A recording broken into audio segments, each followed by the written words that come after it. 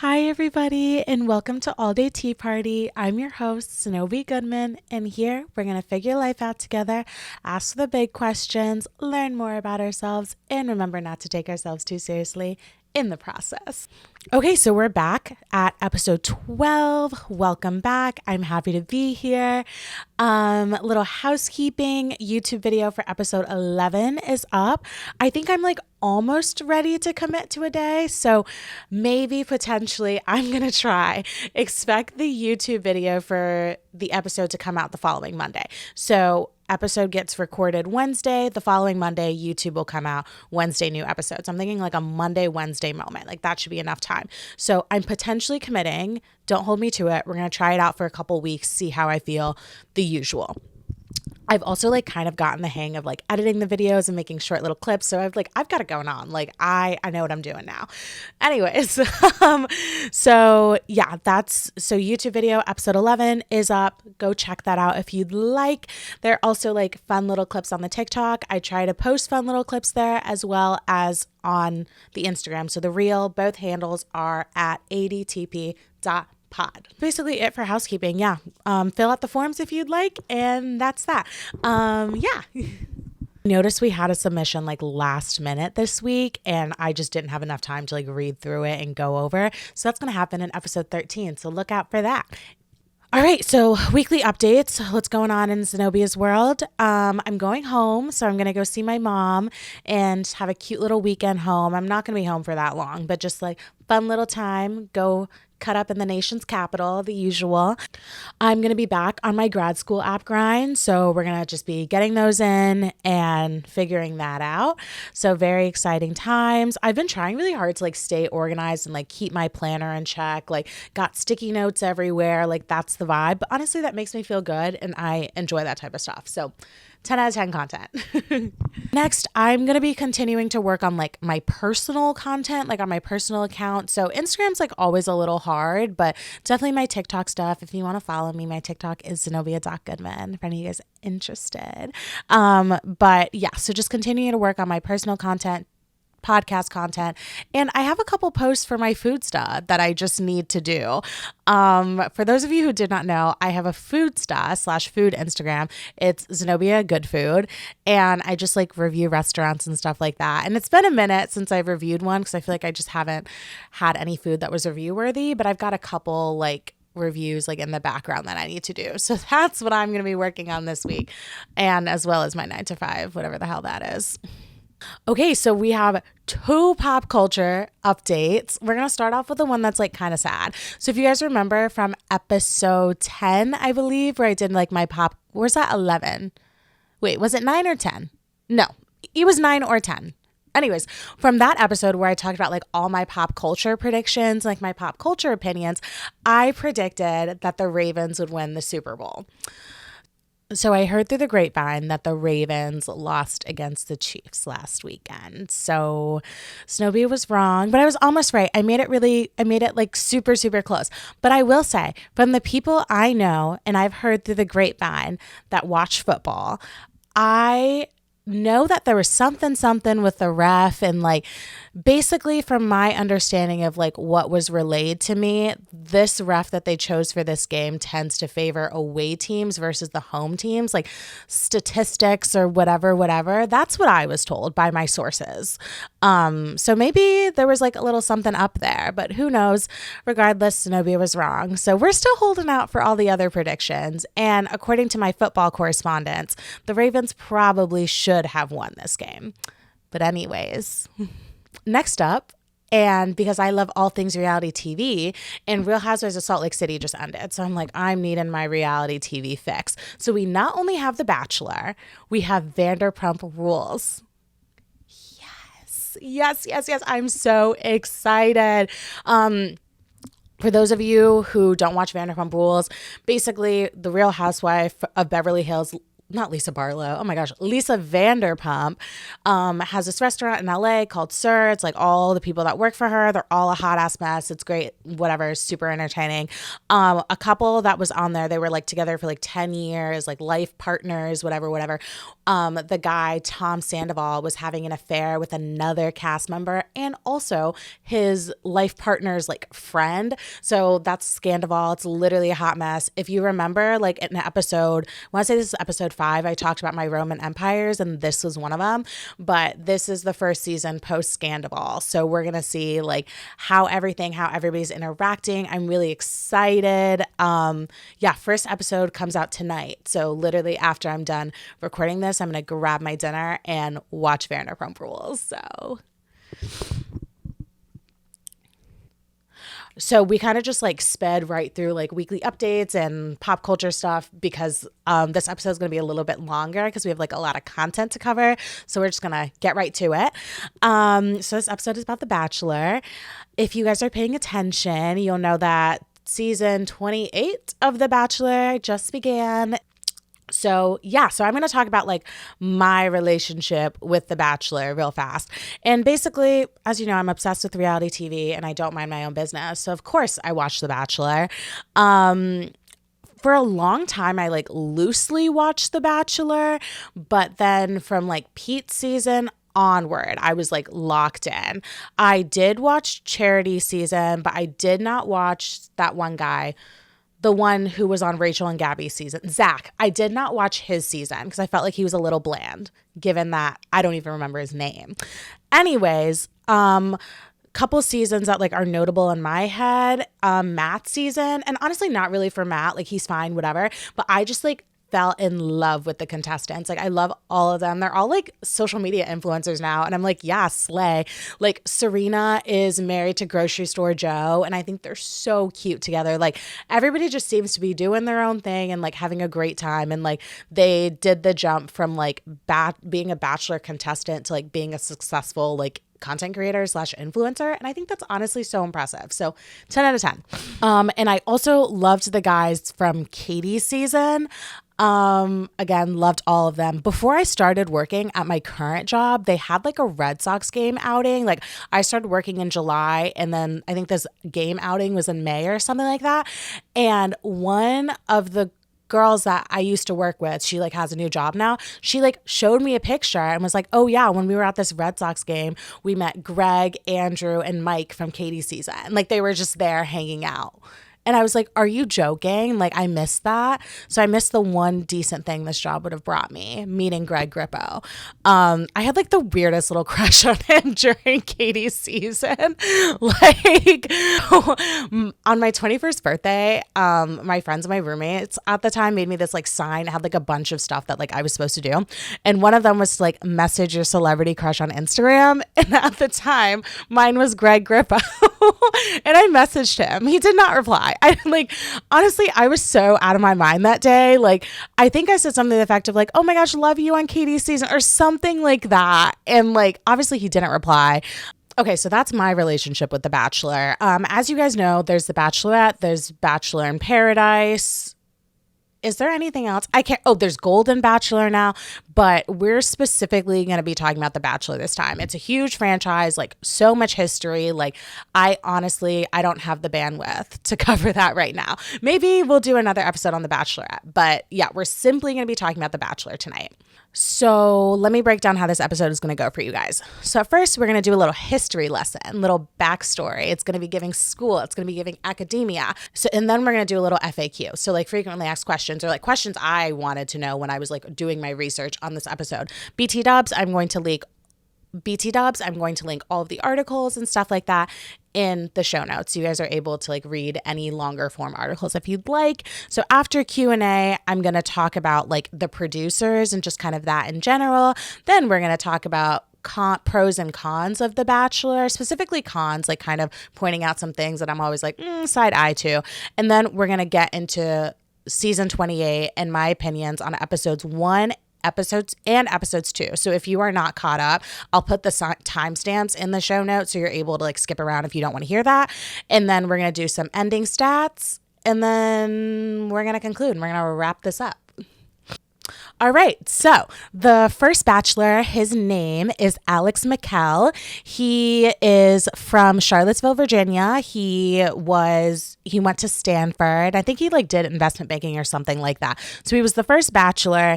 And now, according to Us Weekly, he lives in DC and he's married with kids. So he is like the start of this franchise. Obviously, the franchise has come a really, really long way because we are now on season 28 and it is 2024. So obviously, somebody was doing something right and people enjoy it. So basically, what is The Bachelor? So it's this man and he dates a bunch of different women. There's like 30 of them. And then every week they have like rose ceremonies. So you get a rose or you go home. And so during each episodes, they have group dates or solo dates and you're kind of picked to do that stuff. And you kind of get to watch him date a bunch of other people. And then the women he's dating get to watch him date other women too, which me personally, I would lose my marbles. But like, you know what? Great. But let's talk about the creator of The Bachelor, because in my head, I was like, okay, who started this mess? Like, this sounds messy as hell. His name is Mike Fleece. I think I'm pronouncing that right. He ended up leaving because of racism allegations, which is not a slay. For those of you who remember Chris Harrison, he left The Bachelor after 19 years, also because of race-related allegations and comments. He was the host literally for 19 years. And now, I don't know his last name, but it's Jesse. He was an NFL player, I want to say. Like, he played for the NFL, I think. I might be wrong, but I didn't really do much research on like them because they're not really relevant. But anyways, so that is kind of how The Bachelor started. I'm going to do a little recap. Aired in 2002 for the first time, first season. Alex McKell, he is now living his life in DC and he has kiddos and he's married. And the show was created by Mike Fleece. And I don't know what Mr. Mike is up to. And I also don't know what Chris Harrison is up to either. Hope you're doing well. XOXO. Mwah. So now we're going to get into a little bit of Q&A, because when I first decided to do this episode, I was like, all right, I got a lot of questions. And I feel like as I've watched The Bachelor and The Bachelorette over the years, I'm kind of like, like I wonder about that. So I did some research. So the first question that I had was, do you know who The Bachelor is before you apply, like when you go to apply? The answer is no. You actually find out a few weeks before filming who it is. So I think that's very interesting. I also think a big reason you don't find out until later is because, and this is like kind of how all the franchises are connected, usually The Bachelor is somebody who was on the Bachelorette from the season prior, but like obviously is not engaged. So I feel like there's some logistic reasons why you don't find out until then. But then I was like, what are the requirements? Like, what do you have to do to apply? So I'm going to read you guys the eligibility requirements. And you can apply, and you can apply for The Bachelor and Bachelorette right now, and you can also apply for Golden Bachelor, and you can nominate people as well. So there's that. Okay, so back to the eligibility requirements. Let me read this to you. So you have to be at least 21, which makes sense because they're pumping you with alcohol all the time. And then you have to be a resident of the US or Canada, not including Quebec. You cannot be a candidate like selected to be like for political office. You have to have a passport. You have to be single. Duh. So like, don't be involved with anybody. You can't have convicted a felony or have a restraining order against you. The next one I think is like a conflict of interest thing, but basically you and your family or anybody, your employer, your family or anything like that can't be working for Warner Media, Next Entertainment, and a bunch of like other broadcasting productions like ABC and stuff like that, which makes sense. And then there's additional requirements if you are accepted, but basically the gist is like you basically have to sign up to potentially be filmed 24/7. Like you're basically agreeing to that. And there's a background check and all that other stuff. So those are the eligibility requirements and stuff like that for The Bachelor. My next question, and honestly, a lot of those make sense. Like, yeah, you have to be at least 21, like you have to be single, like whatever, like there's a background check, totally makes sense. So my next question was who pays for everything? So as a contestant, you pay for like all your clothes and you're basically responsible for you during this time, which makes sense. They're not styling you, whatever. I was wondering like if the Bachelor slash Bachelorettes, if they get paid, and there's a standard rate of 100K for them, which that's a lot, but contestants do not get paid, obviously. Like, because why would you be there if you feel like that would add some like conflicts if you got paid? So yeah, that is kind of how the money things goes. I am under the impression, like I said, the Bachelor gets paid for stuff and he's getting the treatment, the like, world star treatment, but the contestants are not. Next, and this was something I was actually really, really interested in, is what the conditions are like. So I read this whole Cosmo article on it, and I was wondering, like, who can you talk to? You basically cannot talk to anyone. You cannot talk to your family, friends, no phone, like no TV, like no press, obviously. Like the only book is the Bible in the house. You're basically isolated in this villa all day. And the only people around you are also other contestants. That also brought me to wondering, what's the food and drink sitch here? Another Cosmo article. Contestants cook their own food like in the mansion, but they are given like a fully stocked like pantry and stuff like that. When it comes to like food challenges, or if there's anything like that, they are required to eat whatever it is. And this one was like kind of funny, like it made me giggle, but every time they have like a fancy dinner, they're actually not allowed to eat it. And like it's just sitting there. They actually like somebody actually brings them stuff like to their rooms before dinner. So they're like, they aren't supposed to eat that. And I'm pretty sure that like there are obviously people that go out and like shop for them and they're allowed to give them lists. I honestly feel like if I was in this situation, I would just cook like extravagant meals, because what the hell else am I supposed to do? Like I can't talk to anybody. All I have is these like random girls who are dating the same guy as me. Like might as well cook. You know what I mean? And then so another thing I've always been curious about is the alcohol rules, because obviously I think a large part of reality TV in general, whether that be The Housewives, Love is Blind, The Bachelor, anything like that, a large part of the drama and a large part of like, the stuff we get as an audience as like a shock factor is the fact that they're drinking. Like, I think that a lot of the, especially like when I think back to shows like Jersey Shore, like a lot of the content we're getting is because they were all drunk off their asses. Like, you know what I mean? So I looked up the rules.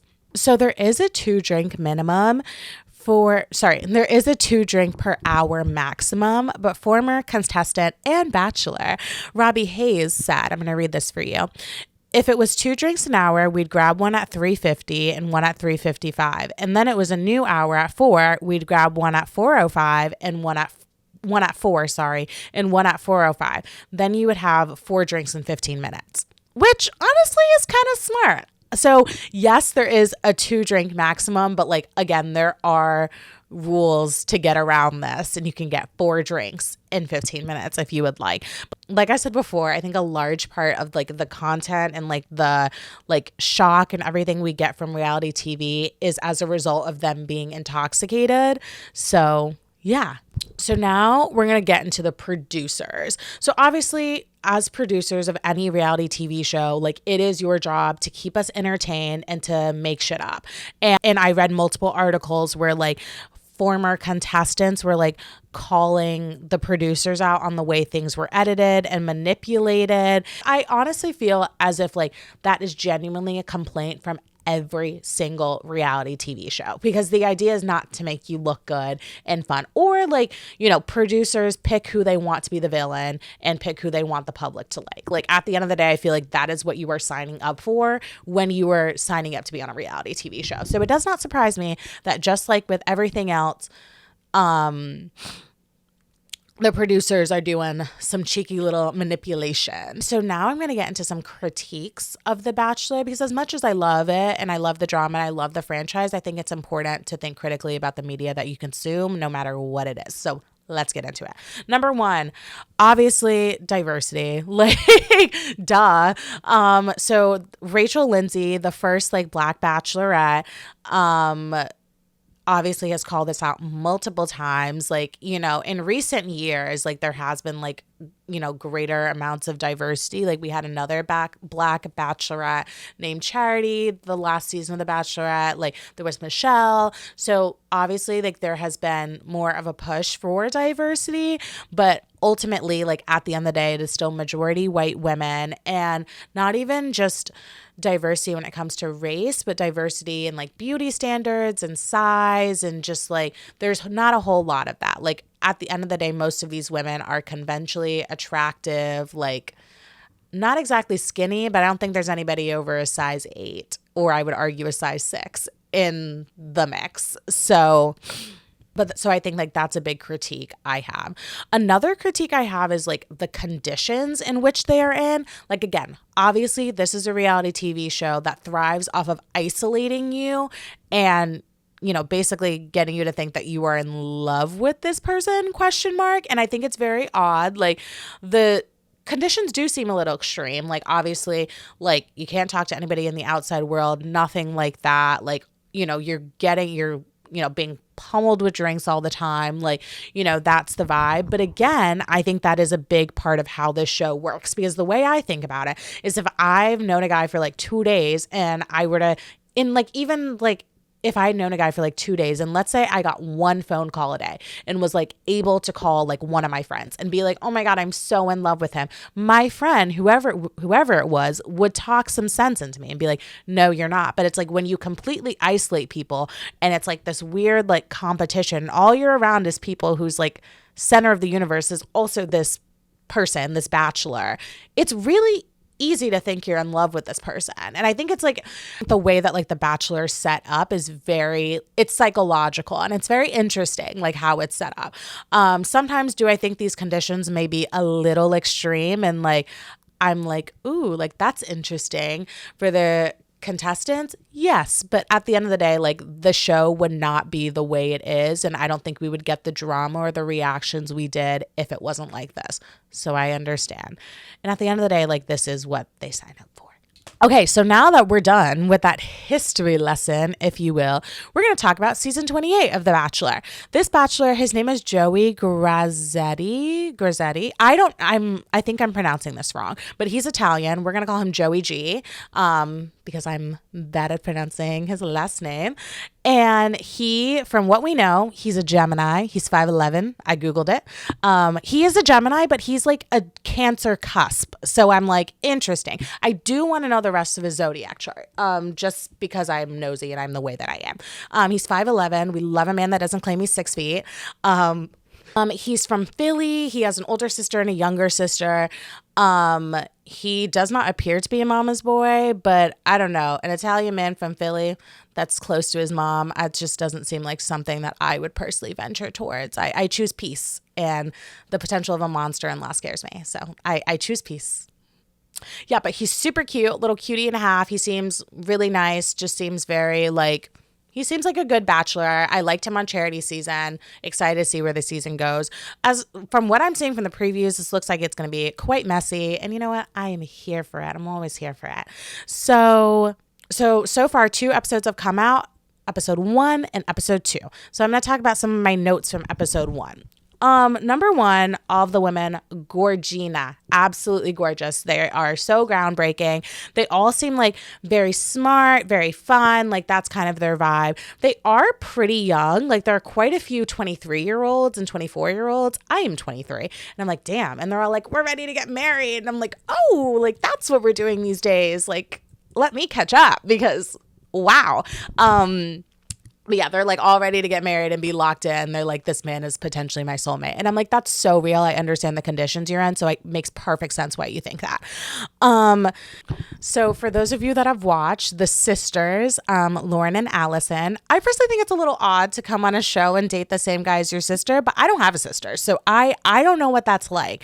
It felt like there was a weird little like sister competition going on there. And I was like, this is odd. I feel like I'm in the middle of family beef I shouldn't be in, but that's okay. That's totally fine. I found them both like very funny. Like at the end of the day, I thought it was like a little funny that what they were doing. So whatever, they seem nice. There were like a lot of puns, and like usually like the entrances are really good, but I specifically remember the boat and then the one with like the chemist. Like I thought those were fun. Thought those were really great. So overall, you know, everybody's meeting him. I would just like to point out that homeboy was making out with everybody that night, like, which is such a slay. But I was like, is it even special to make out with you anymore? Everybody's done it. Like, what? Speaking of making out with Joey G, Jess, kiss number one of the night. She basically, for those of you who watch, obviously she comes back in and she's like, oh my gosh, like we just had our first kiss. And not to be a bitch, but I thought it was a little tacky. Like at the end of the day, like, yes, be excited, but it's also like, we're all dating the same man. I don't want to hear that you got the first kiss for a guy that I haven't even gotten a chance to talk to. Like, I think that's a little tacky to come in and like announce your kiss, which is like total slay for you. Like, you go, girl. But I felt that it was a little tacky. And I think Miss Taylor agreed with me too. So we're going to get into Taylor. One thing I did see like all over the internet, and like I did a little eye roll, but I did see like apparently somebody had commented and was like, she bullied my friend in high school. Speaking of Taylor. And I have my thoughts on that. And I think that like, I don't know. Her and I are the same age. I'm 23. I was a totally different person in high school. I don't know what this person is talking about or even if this was true, but obviously, just like everything else on the internet, there's a little rumor that was spread and people were like jumping down her throat. And I did see at some point she did turn off her Instagram comments because people were being really nasty to her. And I just don't think that's necessary. And then I felt kind of feel bad for her because it's like one comment and everybody's talking about like how you're a mean girl and how you're this, that, and the third. And it's like, number one, we have not confirmed this is true. And number two, like, I feel like this always happens on The Bachelor. It's like, you know, a girl comes on and then somebody's like, you did blah, blah, blah, blah, blah to me. And it's like, it's so easy for like the internet to turn on people and like be nasty. And I'm just like, we don't even know this girl. Like maybe she did bully her in high school and that sucks. But at the end of the day, like she is 23. That's not minimizing what happened. If it did happen when she was in high school, I just feel as if like, how the internet kind of attacked her to the point where she was like required to, not to the point where she felt as if she had to turn off her Instagram comments and people coming at her being like, she's a mean girl, she's this, that, and the third. I think that's unnecessary. And I think people need to go outside and touch grass sometimes. But before I found that in my research, before I found that, I honestly didn't think she was giving Mean Girls vibe. But back to our point, her and Miss Jess. So in episode 1, Taylor and the batch, Mr. Joey G, were having a little chat and Jess comes over. This is after Jess gets the first kiss, mind you. She comes over and she's like, can I steal him for a minute? And Taylor's like, can I have a second? And I just felt like, again, in poor taste. But like, Jess, she seems fine. I don't know. There's, you know, that whole like Southern charm thing is not working on me currently. I don't know. After the first, I'm obviously going to watch the rest of the season. But after the whole like, I kissed him is just like, I don't know. There's something. We'll see. We will see. That's what I'm going to say. We'll see. That's all I'm going to say about that. Next up, we had Evelyn, who, okay, I'm going to be honest with you. I did do a little misjudging, but when she was like, I didn't even get a chance to talk to him, and she's like sobbing, I was like, girl, what are they doing to you? Like, you don't even know this man. And then in the next clip, everybody's like, oh, it's been a long night. And you can literally see the sun coming up. And I was like, are you kidding me? Like, y'all had these girls in these conditions, like literally the rose ceremony went through the whole night, like into the morning. And I was like, I feel like I would reach a breaking point too. And I'd be really upset. And also like all that time and I didn't get to talk to him anyways, like I would be upset. And also again, like kind of going back to what I was saying about like the conditions they have them in, like the sleep deprivation must have been insane. I would have lost my mind. Like I do not operate well when I'm hungry or tired. And imagine being like that exhausted. Like, no. Absolutely not. And then my final note on episode 1 is that I thought Daisy was really sweet. She seems like a sweetie and a half. She really does. And I'm excited to see her this season. I also really like Kelsey A, I believe. Let me confirm. I don't mind Kelsey A, but I was specifically referencing Kelsey T. I like her. So that was episode 1. Pretty decent first episode. All right, moving into episode 2, which is the episode that came out on Monday. Again, I'm going to put like when I'm talking about what in the timestamp. So if you guys want to skip around or you don't want any spoilers, you can do as such. Episode 2. So they had their little like wedding ceremony thing. I always find this very weird when they do it on The Bachelor. I'm sorry. I always find it very odd. Like all these women in wedding dresses and you guys have like a fake wedding and take photos. I don't know. I find it like really freaking weird. Every single season they do it. I'm sorry. That might be a hot take, but I thought it was just a little odd. I really liked Rachel and like her and him kind of got a chance to like connect. But again, like we're all dating the same guy. So if I'm watching you make out with a guy I'm dating on the dance floor in a wedding dress, I think like I would commit a capital crime. Like that just, oh my gosh. Like I don't think I can handle it. Like truly, The Bachelor is not for the weak. Like, and I am weak. I am not one of the Lord's strongest soldiers. No, I'm not on that list anymore. Like I couldn't handle it. So also, but overall, like I think it was fun. Like it was a fun episode. Daisy did get the solo date. Thought that was really great. And also this was another thing I was wondering. I was like, where did those people that were in the wedding come from? Like, who are those people? And then I realized it was like a whole country music festival that they were at. And I was like, okay. And then Michael Bolton at the wedding, I literally cackled. Like, how did they get Michael Bolton to agree to that shit? Now let's talk about Maria. I like her. I feel like she's a lot of fun. She seems very straightforward. She just seems like exciting, like vibrant. It's giving life of the party. Like I love her energy. And she like definitely keeps him on his toes, but like again, like she just seems like a light. Like I actually really do enjoy her. My favorite thing was the outfit change. Like girl, we all knew what you were doing. So for those of you who haven't watched, she was like in this dress from like the group, was it a dinner or like a cocktail party? That's what it was. She was in like this dress and then she has a one-on-one with him and she's like, give me a second. I'm going to go get into something more comfortable. Homegirl comes out in this like cute little bra top and this skirt. And like, she looked good. Like, don't get me wrong. But I was like, girl, I was born at night, but I wasn't born last night. I know exactly what you're doing. And I thought it was funny. Like she looked good.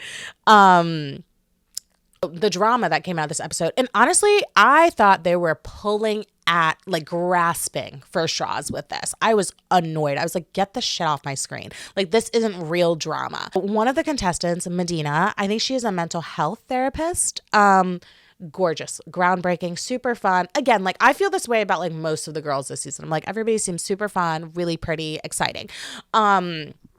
So she's 31, making her the oldest contestant by a year. I think there's somebody 30 and then there's somebody 29. Like, she just probably is the oldest by like 6 months or something. Like genuinely, like she's not old, but like she's gorgeous. Like she doesn't look like older or anything like that. But I definitely understand like, I mean, I'm currently 23, but like I definitely understand the whole like going from your 20s to your 30s. And I can understand like how somebody could feel insecure about that. And she's basically talking about how she feels insecure and like, I think he's 28, I believe. And she was like, I don't even get a chance to talk to him. And like, I don't know if like he'll be into, obviously she's just being very vulnerable and expressing her insecurities is basically what happens. Maria was basically talking and was like, I would embrace that. Like, she's gorgeous. She's this, like, she's not old. Like, that's nothing to be insecure about. Like, basically that. Medina's little friend, Sydney, is like, I heard Maria talking shit about you and I need to tell Joey about this. Okay. And walk with me, guys. Every single season, there's a girl and is like, this person's starting drama in the house. This girl is a bully. I need to tell the Bachelor about her. Like, what? Like, every single season. And I'm like, oh my God. And like, maybe this is me as a viewer, but like, it rarely ever reflects well on them. Like, you know what I mean? Are you just like reporting back to like every time I see somebody do it, I'm not like, oh, you really have this person's best interest at heart. I'm like, no, you're reporting back to the Bachelor and trying to be like, see, I'm a good person. I don't stand for bullying. Like, shut up. You know what I mean? And I feel like this was a similar vibe. And she was like, I have to tell him. And I was like, before even like confirming with Maria, like what she was saying. And obviously Maria didn't mean any, at least I didn't pick up that Maria like had malintentions when she did or said what she said, but it was just like this rush to be that person that like tells him, and every single season like this happens, and it's quite annoying. And ultimately Maria was like, sorry, like, you know, this doesn't need to be drama, but like it didn't need to be drama. Like they were grasping at straws, as they usually do when it comes to the drama on the show. And I'm like, we're on episode 2, like we got to go whole season of mess, like just wait for it. So ultimately, one of the sisters did end up leaving. I think she was like struggling a lot, especially because their dad had just passed. And that was really sad. But, you know, she got a cake and it was not red velvet. So she threw the cake in question. And I was like, ew. Like people that litter, I'm kind of like, ew. There's been like multiple, this is a total tangent, but there's been multiple times when I've been like walking with people, and like this was specifically like in college where like, you know, you're carrying your little drink to like something, and like, and I've been like, pick that up. Like, what is wrong with you? Were you raised by wolves? Like, I'm very anti-littering. And I just saw that and was like, somebody else is going to have to pick that up. You know what I mean? I was kind of like, that's not cute. It's not doing what you thought it was going to do. But anyways, so yeah, she ended up leaving. One sister is left. So by the end of episode 2, I had completely fallen in love with Edwina. I love her so much. She is so gorgeous, so nice. Like she just, and I just like love when like the girls are very honest and vulnerable. One thing that I do have to say about Joey G is I feel like he's a very good listener. It looks like he, you know, every time like somebody says something, he's like very attentive. Another thing that I find very funny about him is the man cannot hide his facial expressions. And I think it's hilarious. Like you can see everything that he feels on his face. And I'm literally the same way. Like I cannot hide my facial expressions to save my life. So it's nice. It's nice to see somebody like that on reality TV that like just cannot hide their facial expressions. But he seems to be a very good listener. Like every time that, you know, one of the girls was opening up, he was like very attentive. If anybody started crying, he was like very attentive. However, I do feel like I'm not getting like open up vibes from him yet. And maybe it's like the Gemini in him, like it's taking him a minute. But that's okay. Like, you know, but I really appreciated when Edwina like opened up, and I loved her. So my favorites at the end of this episode, for people that were still there, are Rachel. Really nice, like just seems like such a light. I like her a lot. So we have Rachel, Edwina, and still Daisy. She's still one of my favorites. I appreciate her a lot. Everybody 10 out of 10. Those are my episode 1 and 2 opinions so far. As of January 30th, I'm just telling you guys that just in case information comes out that changes my opinions. But overall, I think this is going to be a decent season. Like I tuned out obviously for the last season of The Bachelor, but I'm excited to see where this goes. So I'm going to finish out this like Bachelor section of the podcast with some ending stats.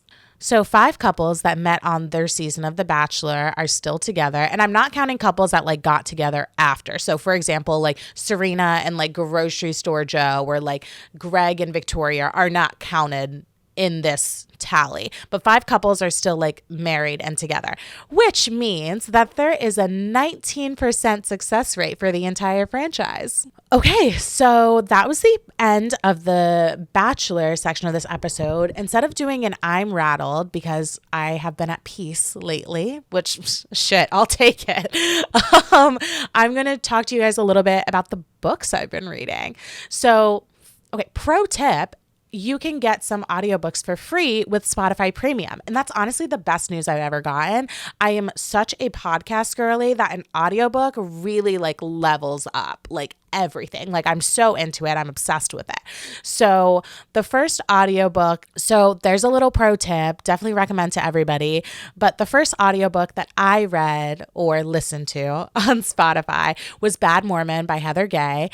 For those of you who don't know who Heather Gay is, she's one of the Real Housewives of Salt Lake City. She's awesome. She's businesswoman, mom, entrepreneur, like icon, like love her. So I really loved Bad Mormon. I do enjoy Heather on the show as well, but so Bad Mormon by Heather Gay. I did really like the book. I felt like I learned a lot. I also I really did like Bad Mormon. I think that Heather Gay has an amazing podcast voice. Like I could listen to her talk all day, as well as like, I think since the book was so personal to her, it's like she's the one reading it, obviously. I felt as if you could like feel her emotion the entire book. And I literally felt like at times like I was like sitting across from her, like, and we were getting a cup of coffee, and I felt like, like there were times in the book where I'm just like nodding and I'm like, yep, got it. Like I felt as if like we were having a conversation. I think that she did a really great job explaining Mormonism, especially as somebody who like is not Mormon and somebody who like doesn't really know a lot about the church outside of like the documentaries on Netflix that they have.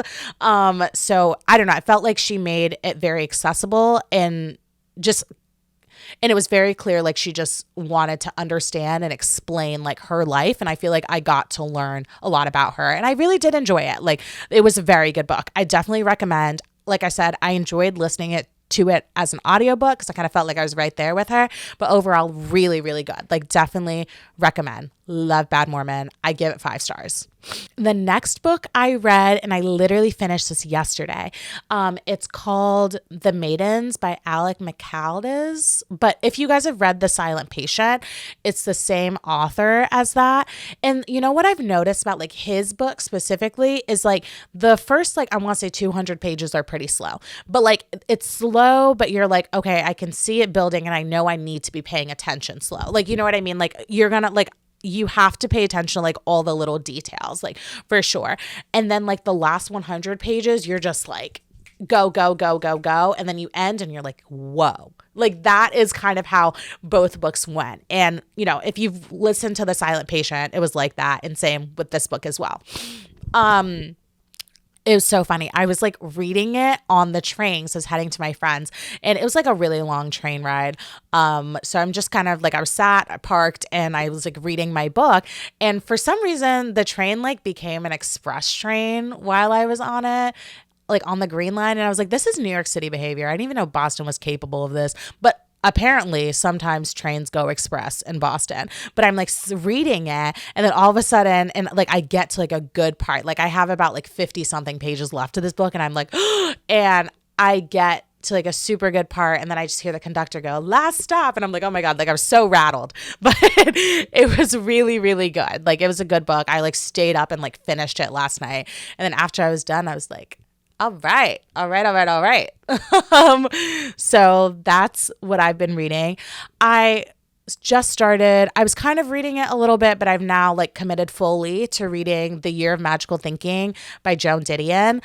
Obviously, really sad book, but just like she describes grief in a way that's like, yes, like that's exactly what it is. Like, you know what I mean? It's a really good book so far. It is very sad. But I like it so far. I'm like not super far into it, but I do plan on continuing to read it. And yeah, I've been like heavily in my reading era. And now that I've got audiobooks, like you can't tell me nothing. I'm so excited.